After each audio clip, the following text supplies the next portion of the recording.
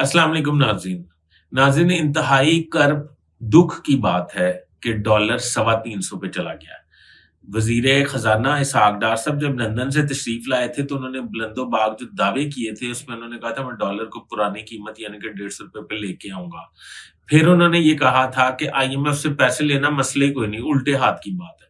वो तमाम दावों में, तमाम बातों में नाकाम हो चुके हैं। नाज़रीन, ये पूरी हुकूमत, पूरे सियासतदान, मैं अपोजिशन की बात भी कर रहा हूँ, हुकूमत की बात भी कर रहा हूँ, ये सारे मिलके अपने जाती मफादात को तो बहुत अच्छा डिफेंड करते हैं। ये सारे मिलके अपने जाती मफादात को इस कदर डिफेंड करते हैं कि ये पार्लियामेंट से भी कानून साजी करवा लेते हैं, ये सुप्रीम कोर्ट को भी पैरों तले रोन देते हैं, ये मतलब इस्टेब्लिशमेंट को भी दगा दे जाते हैं।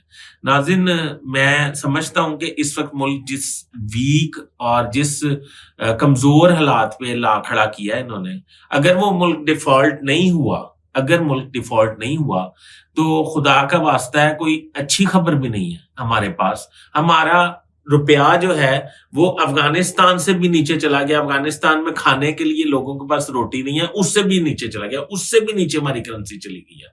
हमारा रुपया जो डिफॉल्ट किया था श्रीलंका, उससे भी नीचे चला गया। वो डिफॉल्ट करके उनकी करेंसी ऊपर आनी शुरू हो गई है। नाज़रीन, ये दो मुल्कों की मिसाल तो मैंने आपको दे दिया, वो अमेरिका बरतानिया की तो नहीं मैं दे रहा, पर मैं ये समझता हूं, मेरी अपील है आप लोगों से भी और इन तमाम सियासतदानों से कि अपने जाती मफादात को फिलहाल कुछ अरसे के लिए, कुछ दिनों के लिए छोड़कर इकट्ठे बैठकर मुल्क के इस्तेकाम, सलामती के लिए कुछ करें। नहीं तो एस्टेब्लिशमेंट को चाहिए कि वो मुहिब वतन है, वो इन सियासतदानों के जाती मफादात को पसे पर्दा डाल के मुल्क के इस्तेकाम के लिए कुछ करे। नाज़रीन, इस वक्त तक के लिए इतना ही। अपने कमेंट से मुझे जरूर आगाह कीजिएगा और एक मुहिम चलाएं जिसमें हुकूमत और अपोजिशन और तमाम सियासतदानों को शर्म दिलाई जाए।